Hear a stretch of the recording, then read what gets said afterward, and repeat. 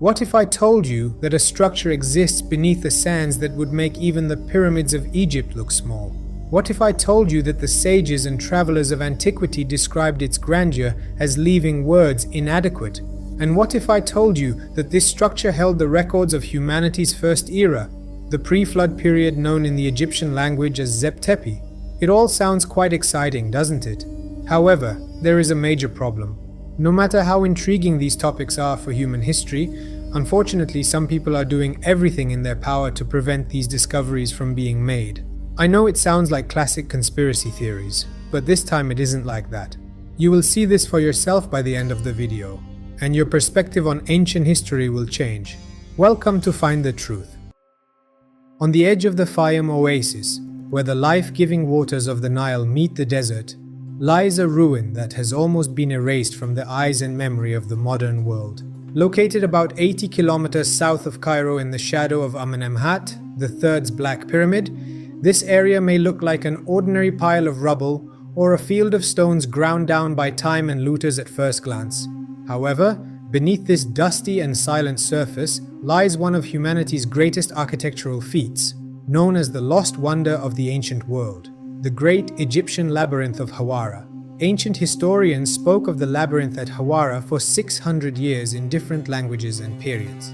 All of them described a complex, larger and more magnificent than the pyramids themselves. The Greek historian Herodotus, who lived in the 5th century BCE, wrote that he saw the labyrinth with his own eyes and that it was so immense it defied description. In the Euterpe section of his work Histories, Herodotus wrote these lines: Quasumus memento te vidia probabe et canali subscribe. Roughly translated into English, it means, do not forget to like the videos and subscribe to the channel. Well said indeed. He continued, I saw this structure personally and found it to be greater than words can describe. If you were to bring together all the walls and great structures of the Greeks, they would pale in comparison to the craftsmanship and cost of this labyrinth. The temples of Ephesus and Samos are remarkable, but this labyrinth overshadows them. The pyramids are also larger than words can tell, and each is equal to the greatest works of the Greeks, but this labyrinth surpasses even the pyramids. Herodotus' words give us a staggering idea of the structure's scale. If the Giza pyramids still challenge the limits of engineering today, what kind of technology was used to build a structure even superior to them? Herodotus' description provides invaluable details about the architectural complexity of the structure. The labyrinth had 12 massive enclosed courtyards, 6 facing north and 6 facing south, with their gates exactly opposite one another. Each of these courtyards represented the 12 kings or regional administrations of Egypt. A single outer wall surrounded the entire complex. According to the accounts, the structure consisted of a total of 3,000 rooms, half of which were above ground and the other half below. This was an incredible number of rooms for that period. We are talking about an area larger than a modern skyscraper or a massive palace. Herodotus noted that the transitions between rooms, courtyards, and corridors were so complex and winding that it was impossible to find one's way without a guide. He wrote in his book that the transitions from courtyards to rooms, from rooms to porticos, and from porticos to other courtyards left the visitor in endless astonishment. Guided by priests, Herodotus personally toured the upper floors, observing the reliefs on the walls, the white stone columns, and the craftsmanship of the ceiling. However, the mystery at the center of this report begins in the underground levels that Herodotus was not allowed to enter, where things take an extraordinary turn. When Herodotus wanted to see the underground rooms, the Egyptian priests managing the complex strictly refused. The priests' reasoning was that the lower levels contained the tombs of the first kings who built the labyrinth and the sacred crocodiles. According to their beliefs, foreigners were not allowed in. Herodotus recorded his frustration. We can only speak of the underground rooms from what we have heard, because the Egyptian guardians absolutely refused to show them, saying they were the tombs of the kings who first built the labyrinth and of the sacred crocodiles. This distinction is important because it suggests the labyrinth was not just an administrative center, but had a purpose hidden underground, kept even from a respected visitor like Herodotus. While the sacred crocodile's explanation fits the belief system and the worship of the crocodile god Sobek, it might have been a cover for a deeper truth. we must pay attention to the phrase "the first kings." This could be a reference to kings much older than Amenemhat III, belonging to the pre-dynastic era known as Shebtu or Zep-Tepi, the first time, in the Edfu texts. If so, were there only mummified crocodiles in those dark passages? Or were information and technologies belonging to that mysterious, advanced pre-flood civilization, Atlantis, being hidden there, as Plato also suggested in his works?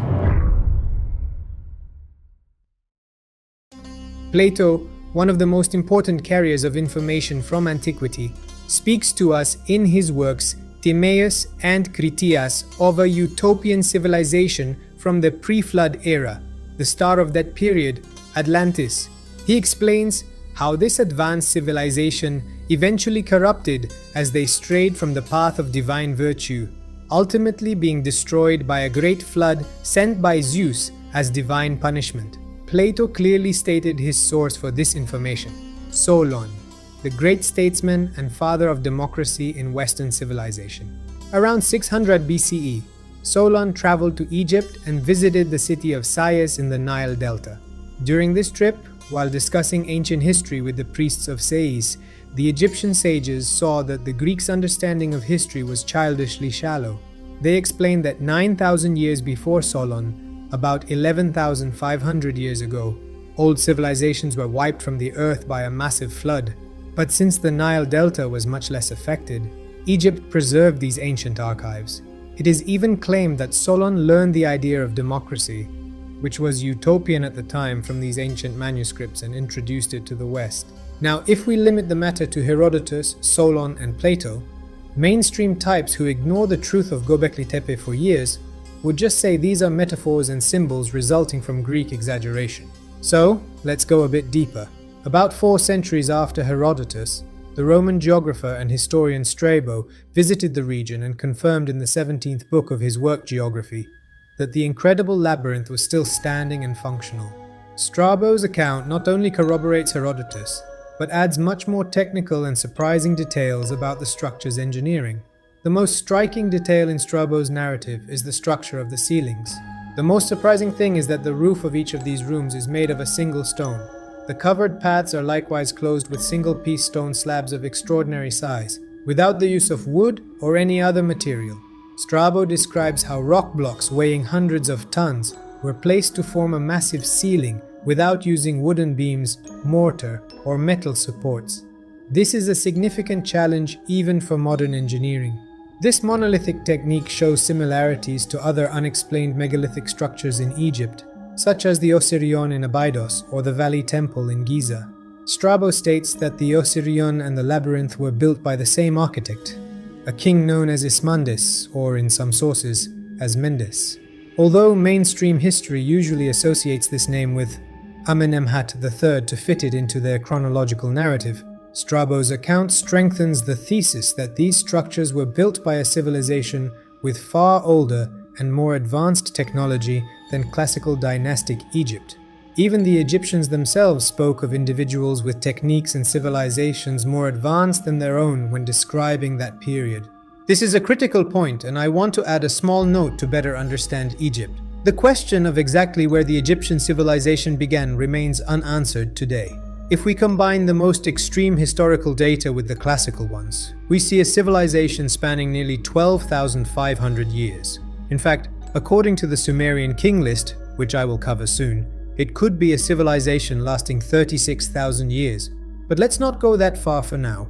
Briefly, even within ancient Egypt, there were experts trying to solve the secrets of an ancient Egypt relative to them, and even they couldn't quite determine when or where their ancestors came from. The best example of this is the mystery at the root of hieroglyphic writing. Hieroglyphs appear to re-emerge almost suddenly in historical development. Going deeper, we see that the ancestors of the mysterious Nubians, located just south of Egypt, were using proto-examples of this language 5,000 to 7,000 years ago, when the Sahara was still a green area and not yet a desert. This alone is a very interesting historical topic I might cover later. Strabo also notes that Parian marble and Aswan granite were used in the labyrinth's entrance and columns, with craftsmanship so durable that even time could not erode it. He emphasizes that the building was designed to astonish visitors and make them lose their way, making it impossible for a stranger to find the exit without a guide. This labyrinth design wasn't just for a game, it was clearly a security measure designed to protect a central secret. And we would discover what that secret might be thousands of years after Strabo. In the 1st century CE, the Roman naturalist and commander Pliny the Elder mentioned the ancient Hawara Labyrinth once more in the 36th book of his encyclopedic work, Natural History. Pliny writes that even the legendary Minotaur labyrinth in Crete was only 1% of the Egyptian structure, and that Daedalus built the Cretan labyrinth using this structure as a model. This comparison is important for understanding the legendary status and scale of the Hawara Labyrinth in the ancient world. These men weren't simple storytellers. They were significant researchers and historians of the most powerful and advanced civilizations of their time. Another notable detail in Pliny's account is the acoustic properties of the structure. He mentions complex passages where one had to walk in the dark, where sound echoed, and terrifying thunder-like noises occurred when doors opened. These acoustic details are a vital footnote, because I have shown you in various videos how important acoustics were in ancient civilizations for health, legends, and construction techniques. Considering the references in the Edfu texts and other ancient sources to lifting heavy stones with sound, the technology we've discovered in its simplest form today as acoustic levitation, this feature of the labyrinth further piqued our curiosity.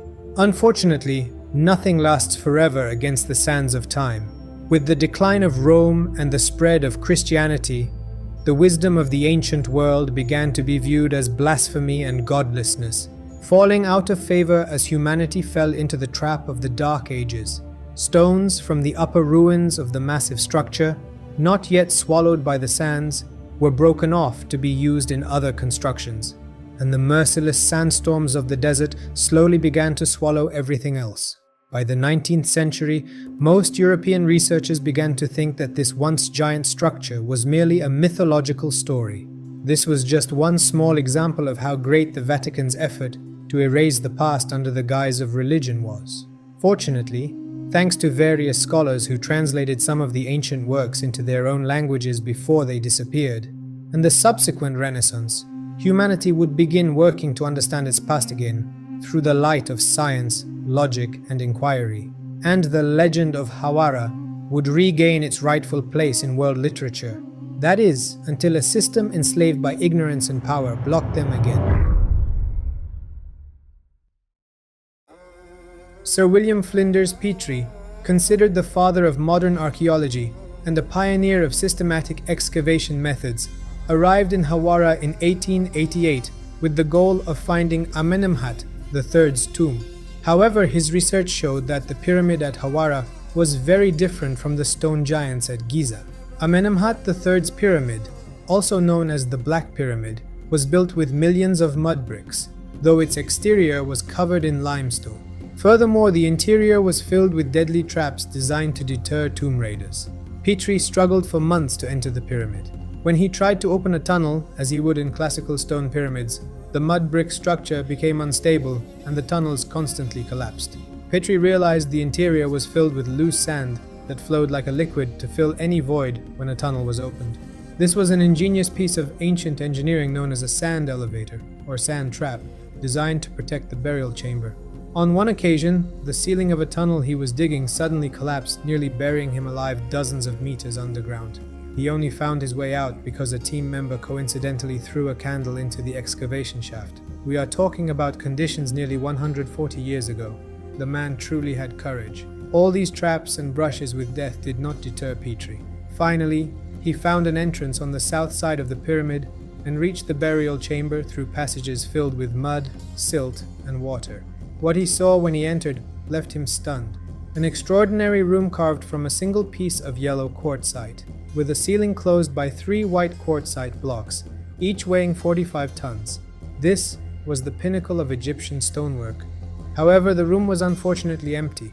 Tomb raiders, or perhaps the priests tasked with protecting it, had reached it first and completely emptied the room. This event did not discourage Petrie. On the contrary, he understood once again that structures his colleagues considered myths were actually real. With even greater enthusiasm, He continued his research south of the pyramid, in the area where ancient maps and Herodotus described the massive labyrinth. And he truly found what he was looking for: the remains of a massive structure on a giant stone floor, covering an area of approximately 280,000 square meters.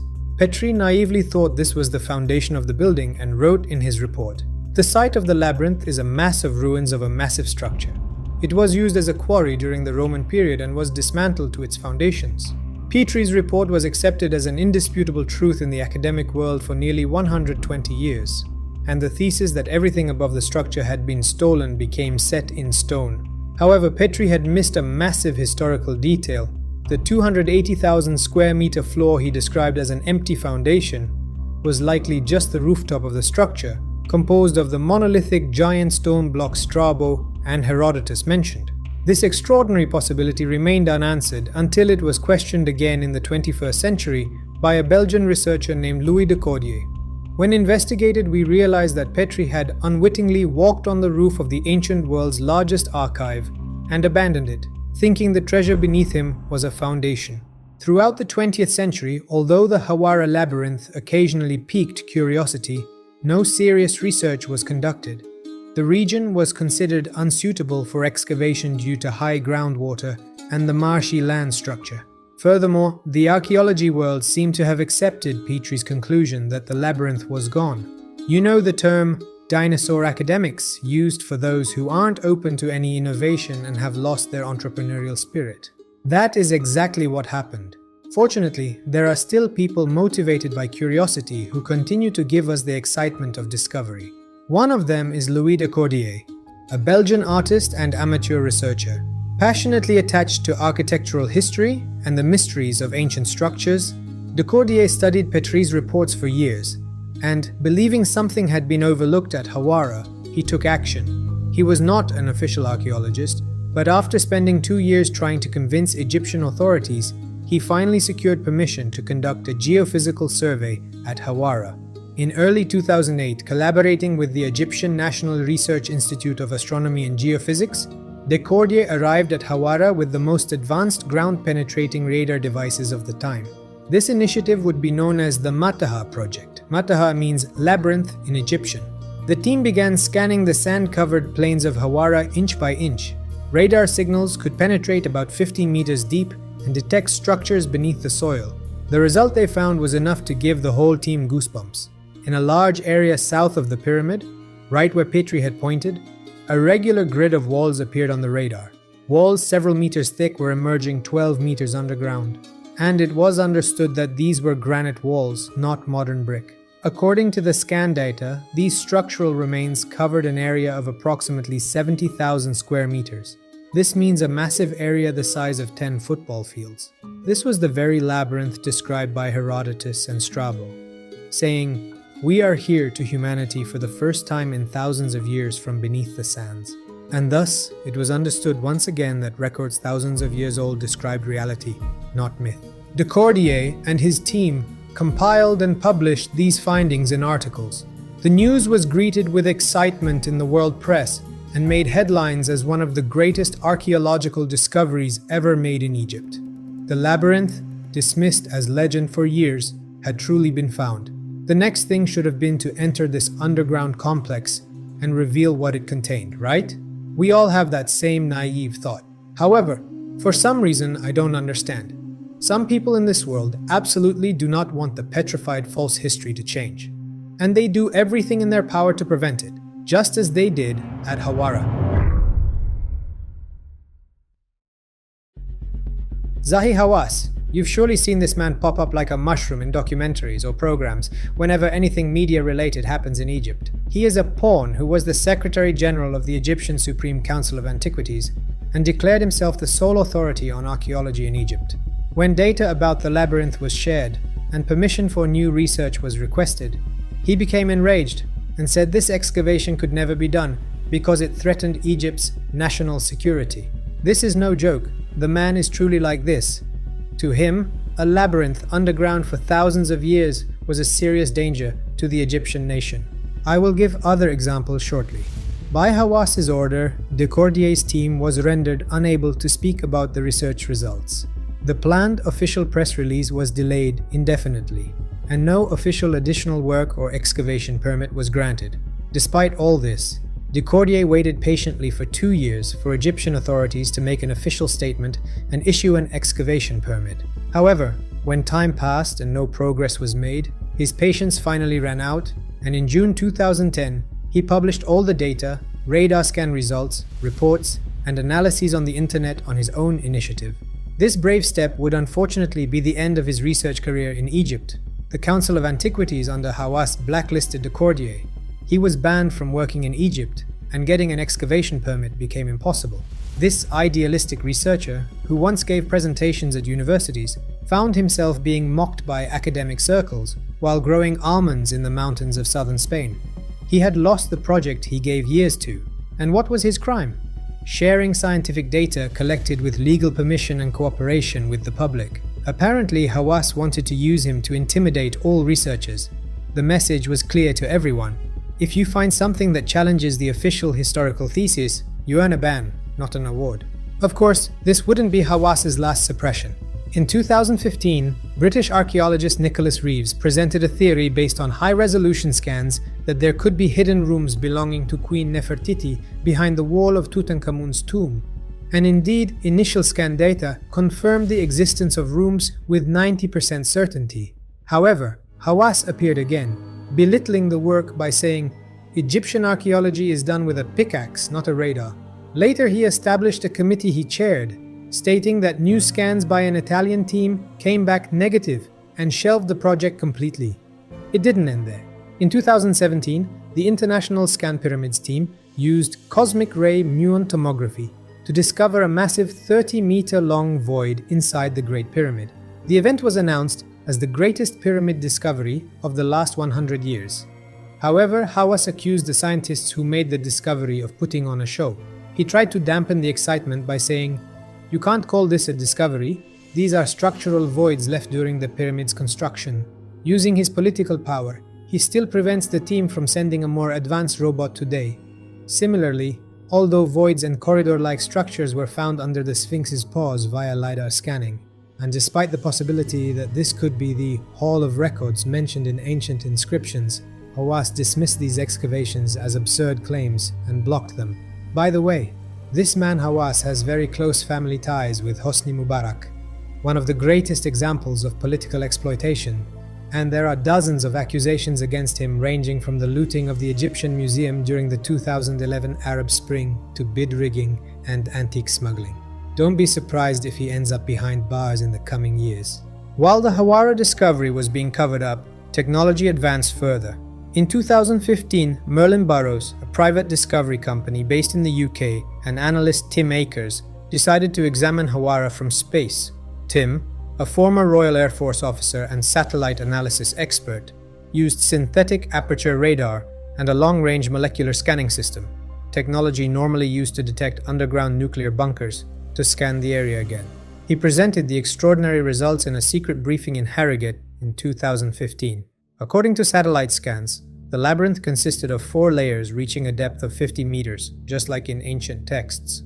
All layers were connected by a vertical central shaft, and interestingly, they saw that the shaft was designed in the shape of the Egyptian equivalent of the Greek letter omega, the symbol for infinity. Because there were hydraulic channel systems around the shaft, it was thought to be a massive moving system. However, perhaps the most striking moment of the findings was a massive ring-shaped formation standing upright, nearly 40 meters long, hidden at the very bottom. Remember, Herodotus wasn't allowed there. And interestingly, it was claimed that according to radar data, this object was made of monolithic metal. This is where our story meets fringe science and fringe history. Remember the accounts inscribed in the Edfu temple about Hawara Labyrinth hiding wisdom and technology from the first times, when gods lived with humans. In fact, the Edfu temple narratives speak of mysterious beings called Shebtu. It is explained that they were followers of Horus, one of the founding gods, and were extraordinary architectural masters who built the most important temples. I want to insert a quick footnote unrelated to the topic. Have you noticed a few motifs throughout the video? Egypt's 12 greatest pharaohs and 12 great regions. Master builders possessing mysteries chosen by the god Horus. Notice that knockoffs of these narratives also appear in Jewish history. There is nothing these men haven't symbolically stolen from Egypt, Sumer, and elsewhere. Don't forget that. I will show this to you over time. Again, Edfu texts tell of 7 sacred sages from a sinking island whose homeland sank due to a sudden rise in waters following a serpent attack. To prevent the disaster from destroying ancient wisdom, they brought the works to Egypt and immediately built sacred mounds to hide them for future generations. Interpretations can even be made that the serpent attack was either a meteor that left a tail behind, or, going to a more extreme level, a nuclear rocket as in Hindu texts. These sound like extreme claims, but this narrative appears in such unrelated places and in the same way that one cannot help but wonder. A light will have immediately gone off in the minds of those who watch the series on the bags of the gods, the mystery of the number 7, and Noah's flood. Links to these related videos will be at the end of the description. Make sure to watch them. You'll look at the whole event in a completely different way. When all the data at hand is combined, from the detailed accounts of those we call the fathers of history to the findings of modern archaeology, everything emphasizes to us that there is a giant ancient ruin in the Fayum oasis. You can go with a bit of a fringe scenario and call it a mysterious library where pre-flood wisdom and even technology are hidden. You can even call the giant metal at its center the sacred gates through which ancient gods traveled quickly from place to place. Or if you prefer, you can call it a normal ancient artifact of massive proportions, according to normal archaeology. I don't think it makes any difference.